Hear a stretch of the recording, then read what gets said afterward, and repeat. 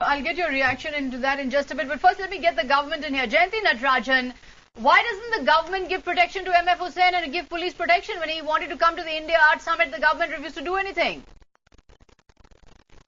Well, I don't speak for the government. I'm not aware of what the Maharashtra government has done.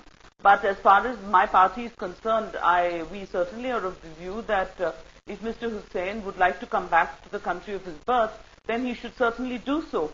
And if there's any threat to his life, as to that of any eminent citizen, then any government will No, the government didn't do that. The government didn't do that. There was an India Art Summit that was held recently in Delhi, and the organizers of that Art Summit went from pillar to post within the Home Ministry, trying to ask them to get some protection for Hussain to come and attend that summit, and that protection simply did not come.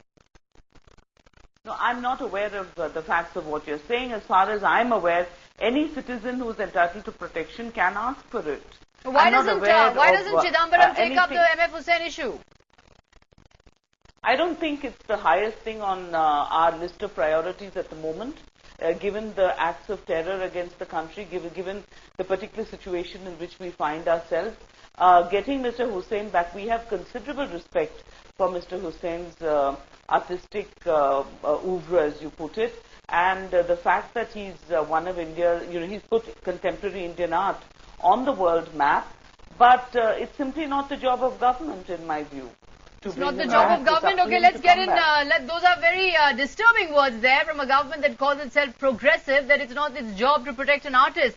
But let me get in Akhil Sibal, who is the counsel for MF Hussain. Akhil Sibal, as Anjali Leela Menon here was pointing out, in fact, earlier, that the Delhi High Court has given a very strong judgment. In fact, a landmark judgment, which is actually dismissing the obscenity case, and also the Delhi High Court saying that nudity is part of contemporary art and plays a significant role in India's rich cultural heritage. So now there are in fact 3 cases pending. Why doesn't Mr. Hussain, in the light of this favourable judgment, come back to India and face the charges? Well, I think that firstly, I just want to clarify, as far as facing the charges are concerned, he's facing the charges. He is represented in court. He filed a petition in the High Court saying that these cases are frivolous and absolutely vexatious, that they are legally unsustainable, and he succeeded. Against that judgment, the opponents went to the Supreme Court and they failed. So he's very much prosecuting the matters. He's very much facing the charges. There's no question of running away.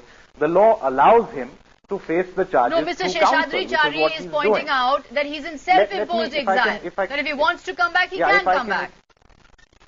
Right, absolutely. That's absolutely correct to the extent that there is no legal impediment preventing him from returning. So he's not running away in that sense from anything. But I think the more important question is not whether the government should bring him back, but whether society should bring him back. I mean, there's a deeper problem here, and it is this, that you have certain fringe elements who have a very shrill voice.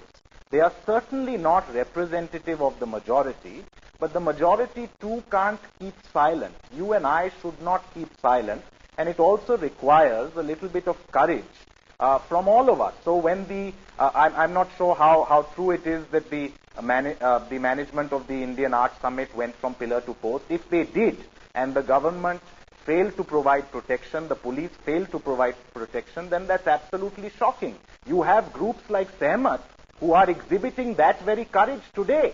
They don't perhaps have the protection. They've organized an event. Nobody's vandalized it. If somebody had, then the police ought to have acted. But I should say this: what Ms. Natarajan just said is absolutely shocking. I mean, the statement coming from the government is that this is not a high priority for us.